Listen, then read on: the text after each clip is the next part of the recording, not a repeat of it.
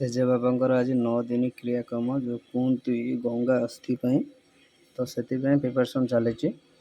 ତ ବ୍ରାହ୍ମଣ ପୁରୋହିତ ଆମ ଗୋତ୍ରର ପୁରୋହିତ ନନା ଆସିକି ଉପସ୍ଥିତ ଅଛନ୍ତି। ମନ୍ତ୍ର ପଢ଼ା ଚାଲିଛି।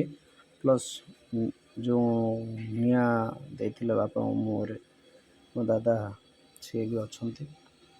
ମନ୍ତ୍ର ଚାଲିଛି, ପୂଜା ପାଠ ଚାଲିଛି। 9 ଦିନ କ୍ରିୟାକର୍ମ। ଆଜି ଗଙ୍ଗା ଆସ୍ଥି ପାଇଁ ସୋଲ ଯିବାର ବ୍ୟବସ୍ଥା ଜୋରଦାର ଉପରେ ଚାଲିଛି।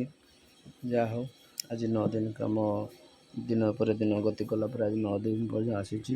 କାଲି 10 ଦିନ କ୍ରିୟାକର୍ମ। କାଲିକାର ଛରପତ୍ର ହେବା ପାଇଁ ବି ବ୍ୟବସ୍ଥା ଅଛି।